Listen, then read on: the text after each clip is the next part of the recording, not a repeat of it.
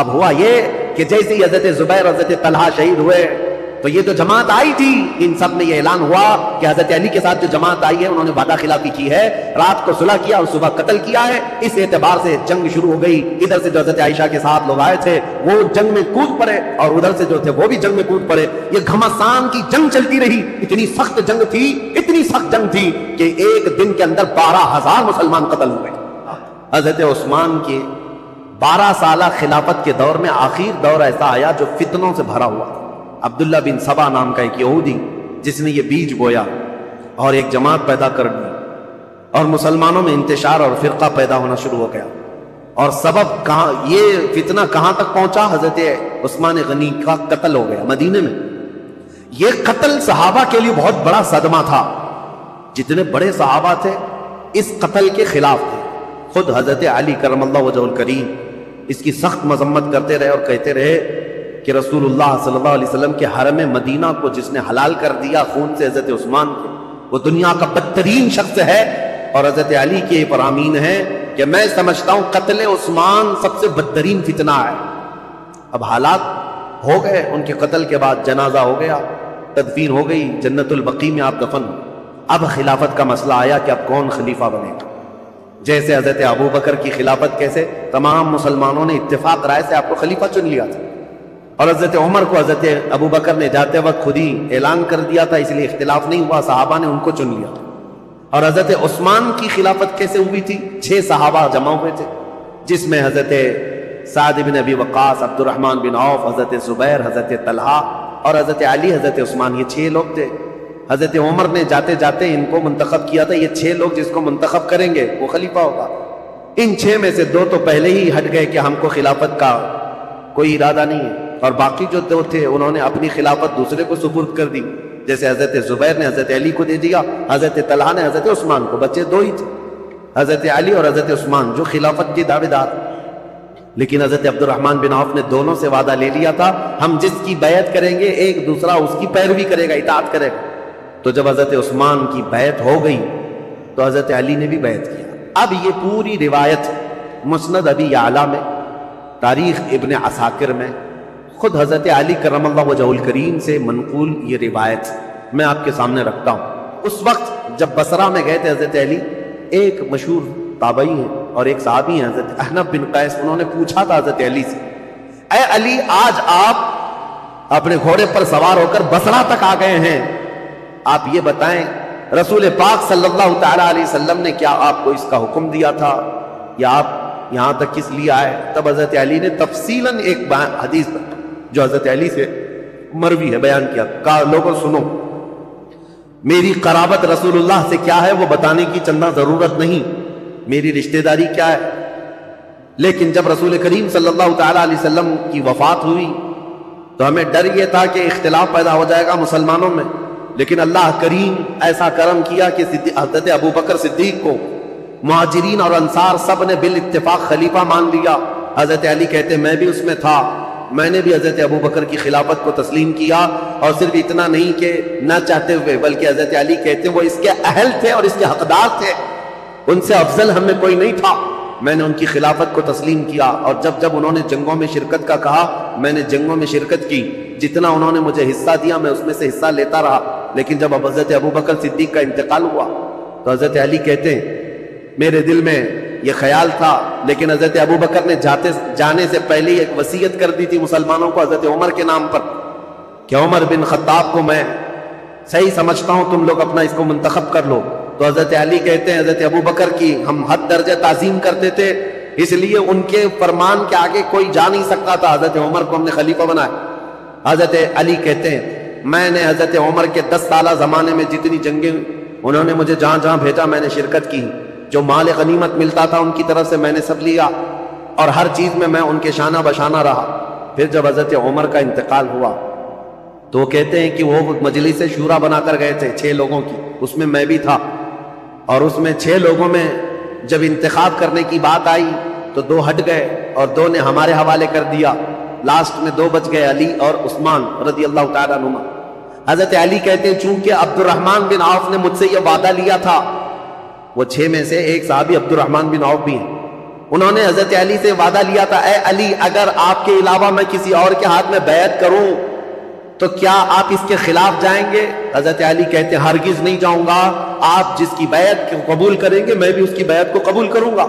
حضرت علی کہتے ہیں جب عبد الرحمن بن عوف نے مجھ سے یہ وعدہ لیا تھا اور وعدے کے بعد انہوں نے حضرت عثمان کے ہاتھ میں بیعت کر لی تو میں اپنے وعدے کے خلاف نہیں جا سکتا، میں نے بھی حضرت عثمان کے ہاتھ میں بیعت کر لی۔ یہ حضرت علی کی خود بیان کردہ روایت میں آپ کے سامنے رکھ رہا ہوں۔ اور پھر 12 سال گزر گئے حضرت عثمان کے۔ حضرت علی کہتے ہیں پھر حالات ایسے سنگین ہو گئے کہ حضرت عثمان کا قتل ہو گیا، جو بالکل میرے وہم و گمان میں نہ تھا کہ قتل تک ہو جائے گا۔ معاملات بدل رہے تھے، فتنہ پھیل چکا تھا، لیکن اتنے سنگین حالات بن گئے کہ ان کا قتل ہو گیا جس سے ہم ہرگز راضی نہیں۔ اب اس کے بعد بات آتی ہے خلیفہ چننے کی۔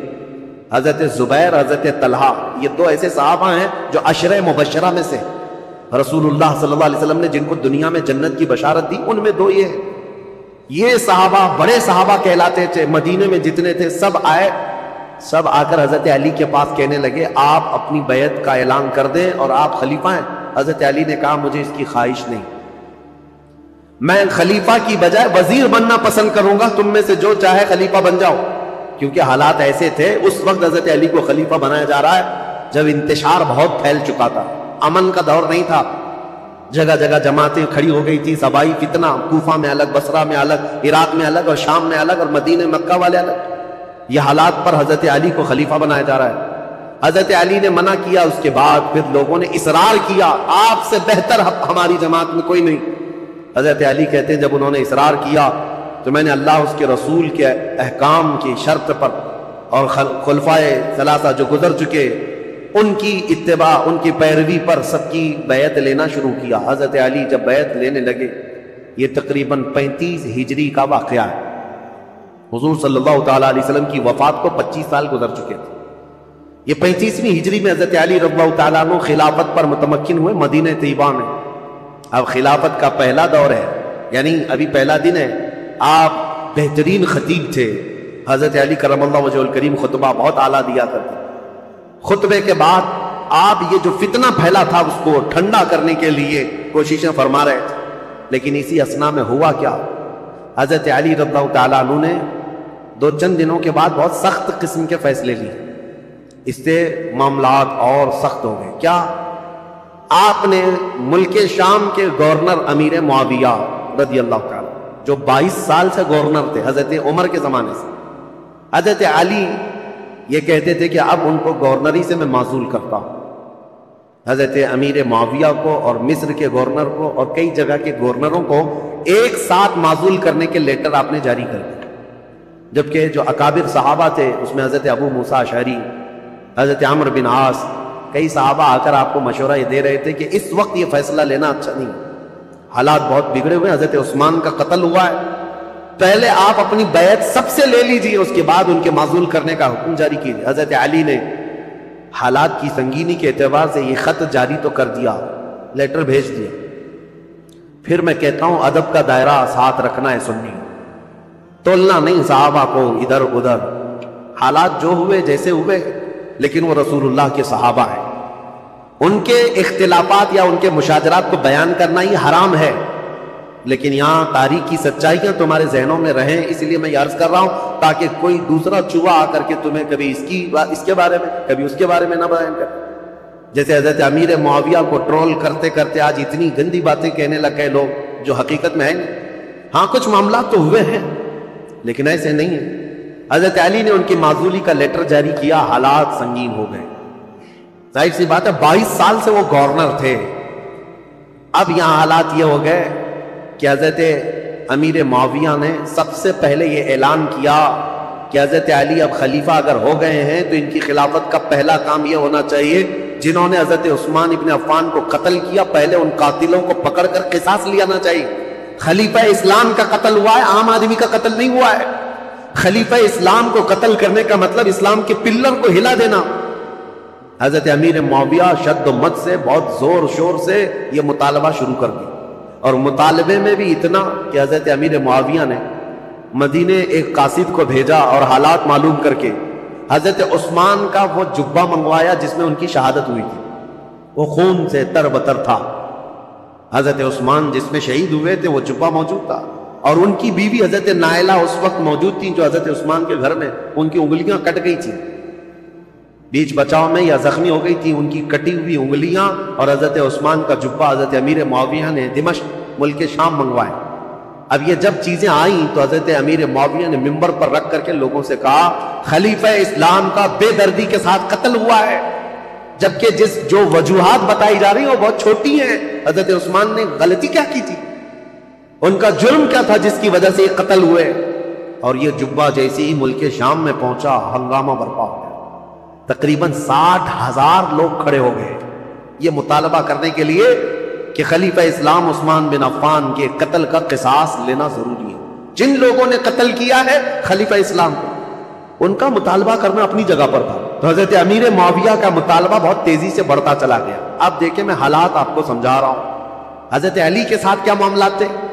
جیسے ہی مدینے میں آپ نے باغ ڈور سنبھالی، آپ کے لیے حالات یہ تھے کہ صحیح طریقے سے قاتل کون ہے یہ کسی کو معلوم ہی نہیں تھا، آج تک نہیں معلوم، تو کیونکہ اس گھر میں حضرت عثمان ابن عفان کی بیوی حضرت نائلہ اکیلی تھی، وہ بہت پردہ دار عورت تھی۔ انہوں نے بیان کیا حضرت علی کے سامنے کہ محمد بن ابو بکر چھت سے داخل ہوئے تھے، یہ تو میں نے دیکھا ہے، اور انہوں نے حضرت عثمان کی داڑھی بھی پکڑی تھی، لیکن حضرت عثمان نے ایک جملہ کہا تھا کہ تیرے باپ ابو بکر ہوتے تو یہاں تک تیری حرکت نہ ہو سکتی۔ یہ سن کر محمد بن ابو بکر چلے گئے اور دروازے پر کھڑے ہو کر وہ رو کر توبہ کرنے لگے، لیکن ان کے ساتھ انجان 2 آدمی بھی آئے تھے، میں انہیں نہیں جانتی ہوں نہ پہچانتی ہوں کون لوگ ہیں۔ اور اس کے بعد حضرت نائلہ جو حضرت عثمان کی بیوی اس وقت جو موجود تھی وہ کہتی ہیں قتل ہونے کے وقت میں وہاں موجود نہیں تھی، قتل ہو گیا۔ حضرت علی کے سامنے یہ مقدمہ ہے۔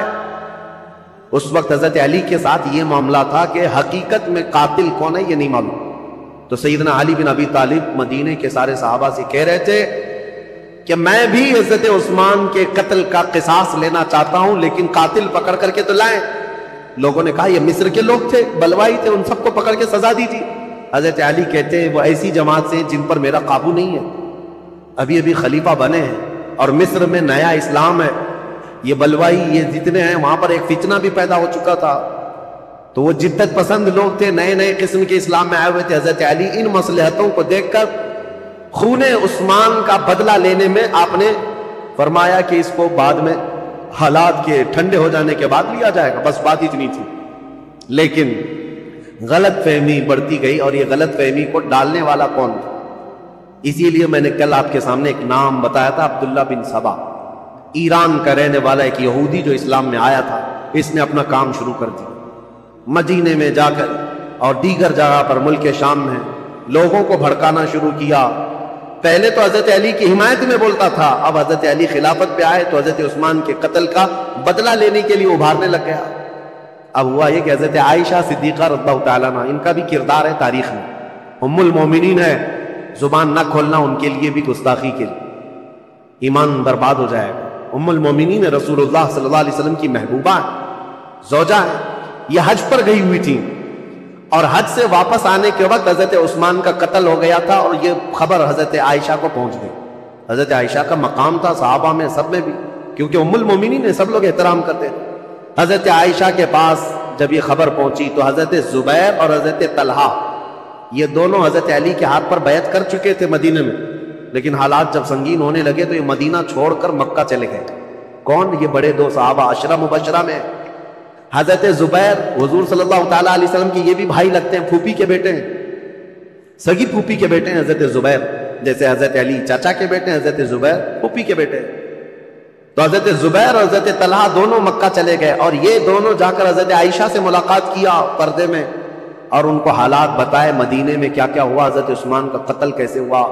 حضرت عائشہ بہت جلال میں آئی، کہا ہم جانتے ہیں عثمان بن عفان کے اخلاق اور ان کی کردار کو، سارے صحابہ ان کی پاکیزگی کی گواہی دیتے تھے۔ حضرت عائشہ کہتی ہے میں وہ دن بھی جانتی ہوں جب رسول اللہ صلی اللہ تعالیٰ علیہ وسلم حجرے میں بیٹھے ہوتے، کئی لوگ آتے حضور اسی طرح لیٹے رہتے، جب عثمان آتے تو حضور اپنی تہبند صحیح کر لیتے تھے۔ حضرت عائشہ کہتی ہیں میں گواہ ہوں، اور میں پوچھتی یا رسول اللہ عثمان کے آنے پر اپنی تہبند آپ پیر سے نیچے تک کرتے ہیں اور اٹھ کر بیٹھتے ہیں، کیوں ایسا حضرت عثمان کے متعلق؟ حضور نے فرمایا اے عائشہ کیا میں اس سے حیا نہ کروں جس سے اللہ کے فرشتے حیا کرتے ہیں؟ اللہ کے فرشتے جس سے حیا کرتے ہیں۔ میرے عزیز، حضرت عائشہ نے جب یہ کہا اور وہ جلال میں آئیں، واپس مکہ لوٹ کر آئیں، کہا جب مدینے کے حالات اتنے خراب ہو گئے تو اب کیا کرنا چاہیے؟ مکہ والوں کو جمع کر کے حضرت عائشہ نے ایک خطبہ دیا، اور اس خطبے میں آپ نے یہی فرمایا کہ عثمان بن عفان خلیفہ اسلام تھے، خلیفہ برحق تھے، ان کا قتل پورے اسلام کے لیے کلنک ہے، اس کا بدلہ تو لینا ہوگا، قصاص ضروری ہے، ورنہ اسلام پر یہ دھبا ہمیشہ کے لیے رہ جائے گا۔ حضرت عائشہ کی تقریر پر جوش آیا لوگوں میں، اور پھر مکہ والے بھی جمع ہو گئے۔ مکہ والوں نے سب آ کر کے حضرت عائشہ سے کہا کہ یہ بدلہ لینے کا طریقہ کیا ہے؟ حضرت علی خلیفہ ہو گئے اور انہوں نے سب سے بیعت لی ہے، لیکن طریقہ کیا ہے؟ حضرت عائشہ اب اس بارے میں مشورہ کر رہی تھی، ہاں طریقہ کیا ہے اس پر بھی تو سوچنا چاہیے کہ خون عثمان کا بدلہ لینا ہے، لیکن وہ قوم مصر کے رہنے والی ہے اور مصر میں ہماری پہنچ نہیں، کیسے؟ تو اس میں جب صحابہ کی میٹنگیں ہونے لگی مکہ میں، تو اب میں آپ کو بتاؤں یہاں سے ایک نئی جنگ کی ابتدا ہو گئی۔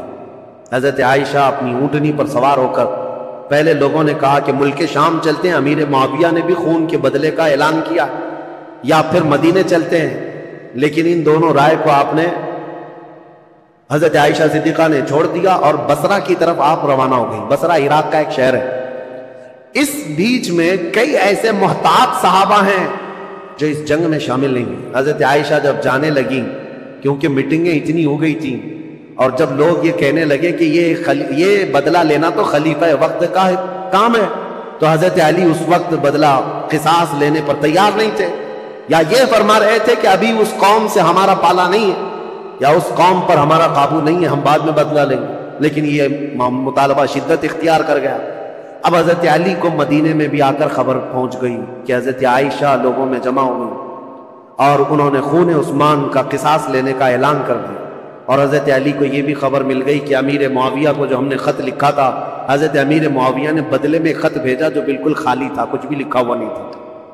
حضرت علی سمجھ گئے معاملات سنگین ہیں، یعنی امیر معاویہ نے وہاں سے اعلان یہ کر دیا ہے کہ پہلے خون عثمان کا بدلہ لیا جائے گا، بعد میں حضرت علی کی بیعت اور خلافت کا معاملہ ہوگا۔ اب یہ بظاہر ٹکراؤ والی صورت ہے، ایک طرف سے مطالبہ ہے شدت سے بدلہ لینے کا، اور ایک طرف حضرت علی مصلحت کو دیکھ رہے تھے، حکمت کو دیکھ رہے تھے۔ اس وقت حضرت علی کہتے ہیں اس خانہ جنگی کو، جس کو کہتے ہیں گرہ یدھ، اپنے اندر چلنے والی جنگ کو اگر خاتمہ نہ کیا جائے تو اس کا بہت بڑا نقصان اٹھانا پڑے گا اور ہمارا شیرازہ منتشر ہو جائے گا۔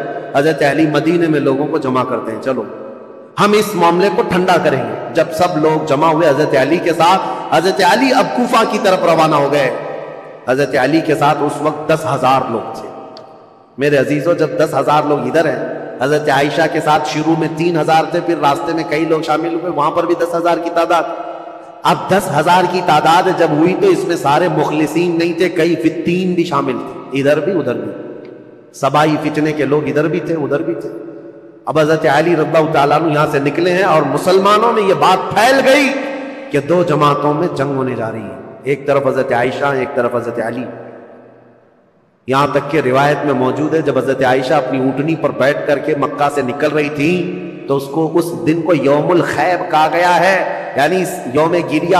سارے مکہ والوں نے اس دن اتنا روئے تھے، سارے مکہ والے، جتنا وہ کہتے ہیں ہم نے کبھی رویا نہیں، کہ ان کو شدت سے غم تھا کہ آج نوبت یہاں کو پہنچی کہ مسلمانوں کی دو بڑی جماعتیں ٹکرانے جا رہی ہیں، ایک طرف ام المومنین عائشہ صدیقہ، ایک طرف مولا کائنات علی بن ابی طالب۔ ابھی امیر معاویہ کا معاملہ ہی نہیں آیا۔ حضرت عائشہ چل کر کے گئیں، بصرہ پہنچ گئیں، اس میں حضرت زبیر بھی ہیں، حضرت طلحہ بھی ہیں، دو بڑے صحابہ ہیں، عشرہ مبشر۔ ادھر حضرت علی کے ساتھ جو 10,000 صحابہ ہیں، اس میں حضرت عمار بن یاسر، مقداد بن اسود، بلال حبشی، کئی صحابہ حضرت علی رضی اللہ تعالیٰ عنہ کے ساتھ، حضرت سلمان فارسی، یہ لوگ ہیں۔ نکلے ہیں، جنگ کی نیت تو نہیں تھی، معاملات کو دیکھا جائے گا اور سامنے بیٹھ کر کے کچھ کیا جائے۔ اب حضرت علی کوفہ گئے تو وہاں حضرت ابو موسیٰ اشعری تھے، یہ بھی بڑے صحابی ہیں جنہوں نے بعد میں چل کر صلح کرائی۔ یہ کوفہ والوں میں بیان کر کر کے لوگوں کو یہ کہہ رہے تھے کہ اے لوگوں، اپنا ایمان بچانا، آخرت بچانی ہے، تلواریں اپنے نیام میں رکھو، کوئی اپنے گھر سے نہ نکلے، کوئی ان جنگوں میں شرکت نہ کرے۔ حضرت ابو موسیٰ اشعری تو لوگوں کو منع کر رہے، پھر حضرت علی کوفہ پہنچ گئے. یہ کوفہ پہنچنے کی وہی تاریخ ہے کہ جب حضرت علی کوفہ پہنچے تو پھر اس کے بعد مدینے دوبارہ تشریف نہیں لائے. یہاں سے حضرت علی کی خلافت کا باضابطہ جو دور کوفہ جو دارالعاصمہ دارالخلافہ بنا اسلام کا، حضرت علی جب وہاں آئے تو لوگوں کو آپ کی فوج میں شامل کیا گیا. حالات سنگین ہو رہے ہیں، طاقت کے بل بوتے طاقت کے زور اس کو ٹھنڈا کرنا چاہیے. اب اس میں محتاط صحابہ جو تھے ان کی بھی رائے میں بتاتا ہوں. حضرت عبداللہ بن عمر ہیں، حضرت عمر بن عاص ہیں، یہ لوگ شریک نہیں ہوئے. محمد بن مسلمہ ہیں، یہ لوگ شریک نہیں ہیں. احنف بن قیس یہ بعد میں. ان لوگوں سے حضرت علی نے بلا کر کے کہا بھی تھا کہ تمہاری رائے کیا ہے. حضرت عمر بن عاص نے کہا کہ میں چل تو پڑوں گا آپ کے ساتھ، لیکن بس اتنی شرط ہے آپ مجھے وہ تلوار دیں جو تلوار یہ پہچانتی ہو کون سی گردن مسلمان کی کون سی کافر کی. مجھے وہ تلوار دیجیے، کیونکہ جنگ ہو رہی ہے، دو جماعتیں جو دونوں طرف مسلمان ہیں، صحابہ ادھر بھی ہیں صحابہ ادھر بھی ہیں. عمر بن عاص نے کہا میرے پاس ایسی تلوار نہیں جو پہچانتی ہو گردن کس کی ہے، اگر یہ مل گئی تو پھر شریک ہو جاؤں. اس کے بعد حضرت محمد بن مسلمہ کو بلا کر پوچھا کہ آپ کیوں نہیں؟ کہا میں نے رسول اللہ صلی اللہ تعالیٰ علیہ وسلم سے سنا تھا، میرے آقا نے فرمایا تھا محمد بن مسلمہ اس تلوار کو کبھی نیچے ہونے نہیں دینا، اعلاء کلمت الحق کے لیے استعمال کرنا، اور جس دن یہ نوبت آ جائے کہ یہ تلوار تجھے کسی مسلمان پر اٹھانی پڑے تو احد پہاڑ کے پاس جا کر کسی پتھر پر تیری تلوار توڑ دینا. محمد بن مسلمہ کہتے ہیں کل رات جا کر میں نے اپنی تلوار توڑ دی. آج نوبت یہاں پہنچ گئی ہے کہ ہمیں تلوار اٹھانی پڑ رہی ہے، میں تو تلوار توڑ چکا ہوں. حضرت عبداللہ بن عمر انہوں نے بھی یہی کہا کہ میں فرق نہیں کر پاؤں گا کہ کون حق پر ہے کون کس پر ہے، اسی لیے میں اس میں شریک نہیں ہوں. کچھ محتاط صحابہ ان میں نہیں آئے. لیکن حضرت علی جب سفر پر روانہ ہو، یاد رکھو مسلمانوں ایمان کی حفاظت اسی میں ہے، دونوں جگہ کا بیلنس برقرار رکھو، ام المومنین کا بھی مولا کائنات کا بھی، دونوں رسول اللہ کی قرابت دار ہیں، رشتہ دار ہیں. حضرت عائشہ صدیقہ جب آئیں تو اب مشورے ہو رہے تھے، میٹنگیں ہو رہی تھی، ان کے خطبے اتنے پر اثر تھے کہ لوگ جمع ہوئے. جب وہ بصرہ میں گئی تو 12,000 لوگ جمع ہوئے. کہا کہ نہیں حق پر ہے، خون عثمان کا بدلہ لینا چاہیے. یہ حالات دیکھ کر کے ایک صحابی ایسے جن کا بہت بڑا رول ہے، حضرت قعقاع، یہ آئے، حضرت زبیر، حضرت طلحہ، حضرت عائشہ ان کے پاس آئے. کہا اچھا یہ میٹنگ بعد میں ہوئی، اس سے پہلے ایک حادثہ ہو گیا تھا. کیا ہے؟ بصرہ میں جیسی حضرت عائشہ پہنچی تو بصرہ کے جو گورنر تھے وہاں پر، تو جو گورنر تھے وہ حضرت علی کی طرف سے تھے، عثمان بن حنیف. انہوں نے کیا کیا کہ راستہ روکنا ہے ان کا، یہ تو لڑنے کے لیے آئے، تو انہوں نے فوراً ہی جنگ شروع کر دی، جبکہ حضرت علی کے آنے کا انتظار کرنا تھا. تو عثمان بن حنیف نے لوگوں کو اتار دیا، اور جنگ جیسی خالی راستہ روکنے کے لیے شروع ہوئی تھی اس میں 700 لوگ مارے گئے بصرہ کے. اب ظاہر سی بات ہے جب بصرہ میں اتنا بڑا قتل ہو گیا تو جو 12,000 لوگ تھے ان میں سے 6,000 لوگ پھر گئے. کہا یہ تو اپنے ہی لوگوں کا قتل ہو رہا ہے، یہاں اپنے ہی لوگ مر رہے ہیں. تو 6,000 لوگ جب چھوڑ دیے تو حضرت عائشہ کے پاس رات میں حضرت قعقاع آئے. حضرت عائشہ تھی، حضرت زبیر، حضرت طلحہ، یہ تینوں بڑے لوگ بیٹھے تھے.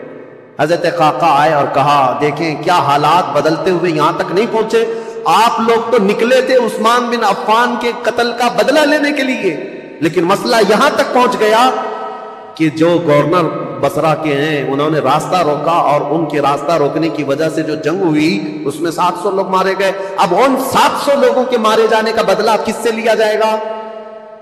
ان کا قصاص کس سے لیا جائے گا؟ اب آپ کے ایک ایک فوجی سے وہ قصاص لینا پڑے گا، اتنے مر گئے. تو ڈائیورٹ ہو جائے گا مسئلہ، کہاں آپ کس کام کے لیے نکلے تھے اور کس کام میں آ گئے. کل کو اگر گورنر بصرہ کے عثمان بن حنیف کا قتل ہوتا ہے تو پھر یہ مطالبہ بدل جائے گا. اب آپ کے بارے میں بھی لوگ یہ کہیں گے تم تو نکلے تھے عثمان بن عفان کے قتل کا بدلہ لینے کے لیے، لیکن تم نے اپنے ہاتھوں سے بصرہ کے گورنر کا قتل کیا، اب ان کا قصاص ہم آپ سے لیں گے. بات تو برابر ہو جائے گی. حضرت قعقاع کی یہ باتیں اتنی اثر کر گئیں، حضرت عائشہ نے کہا قعقاع جو کہتے بالکل سچ ہے، ہمیں جنگ نہیں کرنی چاہیے، ہمیں جنگ نہیں کرنی چاہیے. حضرت زبیر، حضرت طلحہ کے پاس بھی وہ آئے، اسی طرح کی تقریر کی. تینوں نے کہا حضرت علی سے ہماری ذاتی کوئی دشمنی نہیں، صرف اسلام کے اس پلر کو کوئی ہلا نہ پائے اس لیے ہمارا یہ مطالبہ تھا. لیکن آپ کی بات صحیح ہے کہ اب یہ جنگ چھڑ جائے تو اپنوں کا قتل بہت زیادہ ہوگا.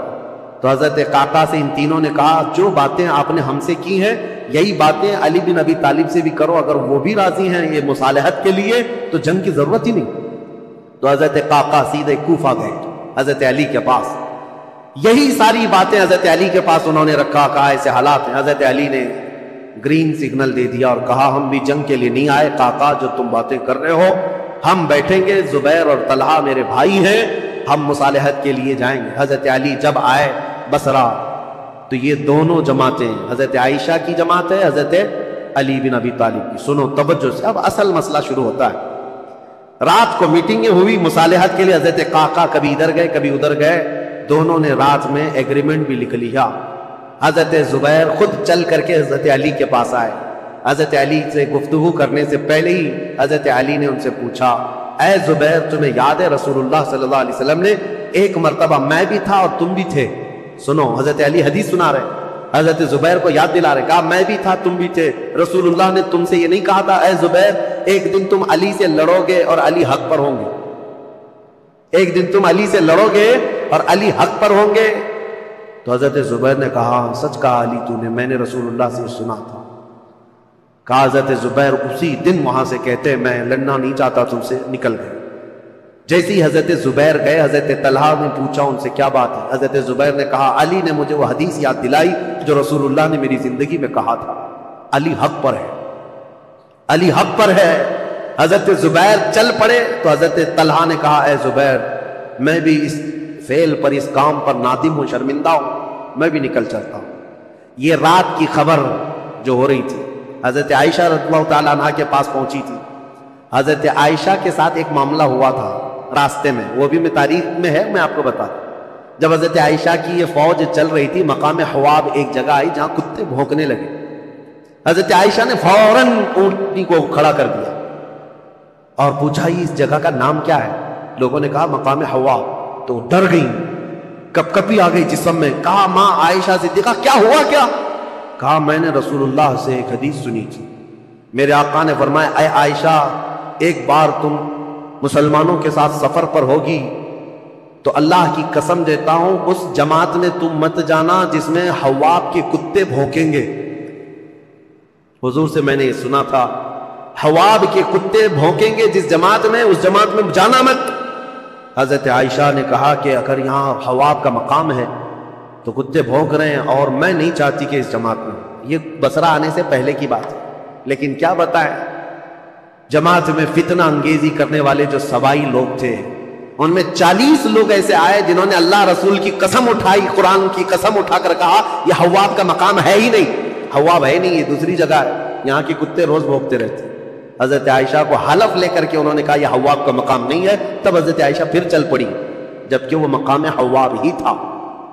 حضرت عائشہ جب بصرہ پہنچی تو اب حالات جو مصالحت کے ہو رہے تھے، رات کو ایگریمنٹ لکھ دیا گیا، لیکن جیسے ہی یہ سبائی فتین لوگوں کو پتا چلا دونوں جماعتوں میں صلح ہو رہی ہے تو دونوں جماعتوں میں صلح کی بات سن کر یہ سبائی لوگ جتنے جنگ میں شریک تھے سب کے سب بھڑک اٹھے اور کہا ہم یہاں تک صلح کرنے آئے ہیں، ہم تو ایک دوسرے کی گردن مارنے آئے ہیں، اگر یہ بڑے لوگ صلح کر رہے ہیں تو ہم تو نہیں صلح کریں گے۔ یہ فتنہ اٹھایا گیا اور صبح ہوتے ہی حضرت زبیر جا رہے تھے، اپنا سامان لے کر اس میدان سے نکل رہے تھے، ایک سبائی شخص آیا اور حضرت زبیر کو پیچھے سے نیزہ مار کر شہید کر دیا۔ رسول اللہ صلی اللہ علیہ وسلم کے بھائی، پھپھیرے بھائی، عشرہ مبشرہ میں سے حضرت زبیر جیسے ہی شہید ہوئے حضرت طلحہ دوڑتے ہوئے آئے کہ ظالم جماعت نے حضرت زبیر کو مار دیا ہے، رسول اللہ کے اس صحابی کا قتل ہوا، یہ پہلا قتل ہوا ہے۔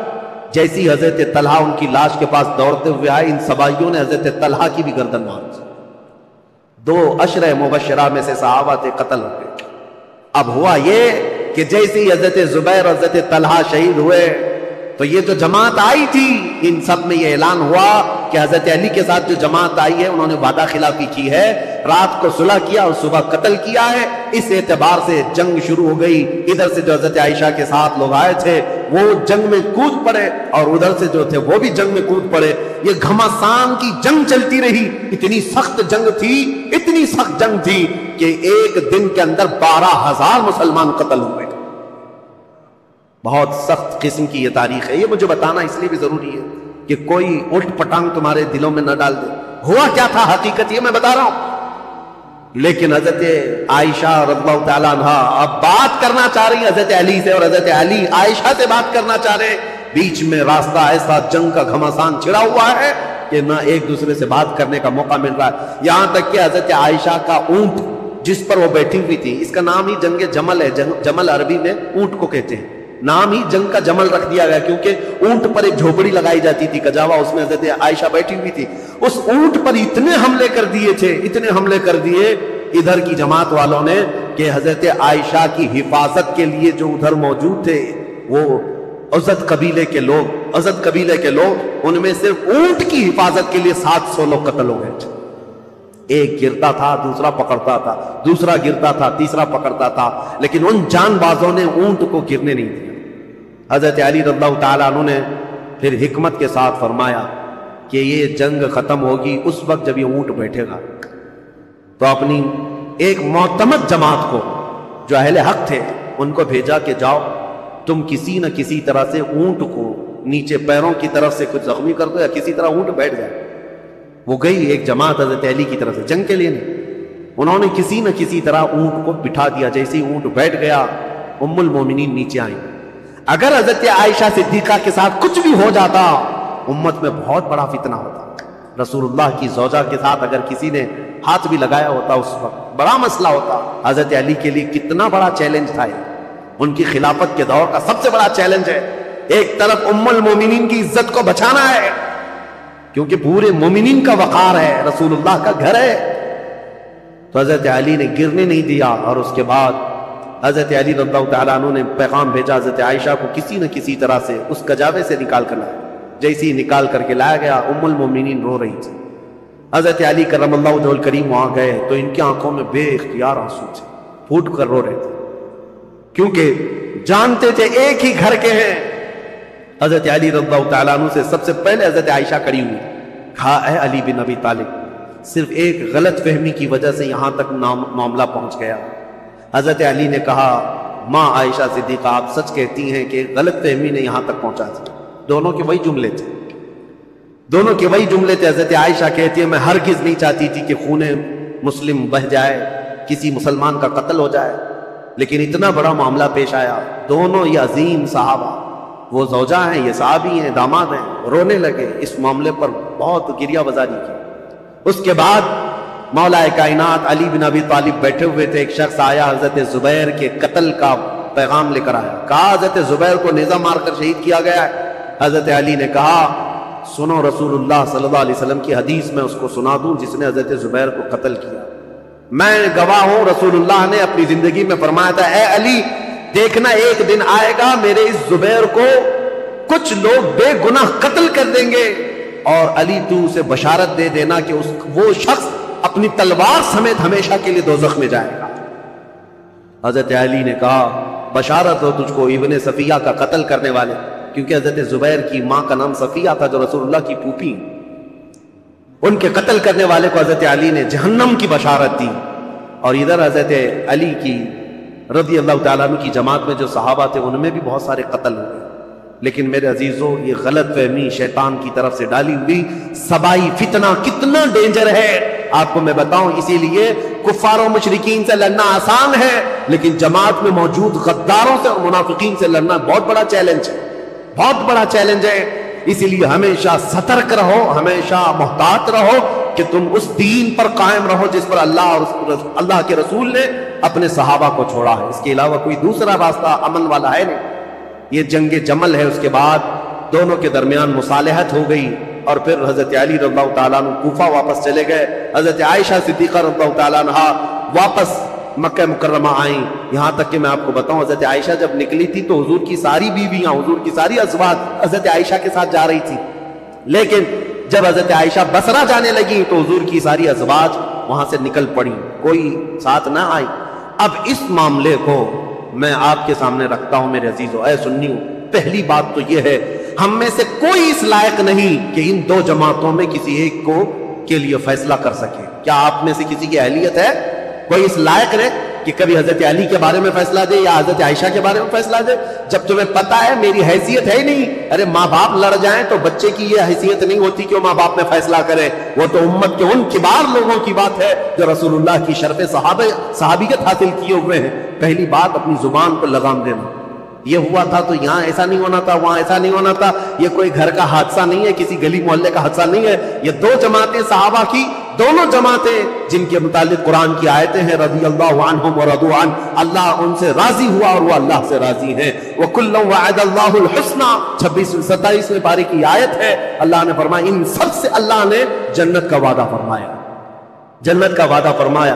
غلط فہمی سے ہونے والی یہ جنگ، اگرچہ کئی مسلمانوں کا قتل ہوا لیکن اس پر اللہ کریم کی بارگاہ میں فیصلہ ہوگا اور رب العالمین احکم الحاکمین یوم قیامت یہ فیصلہ فرمائے گا۔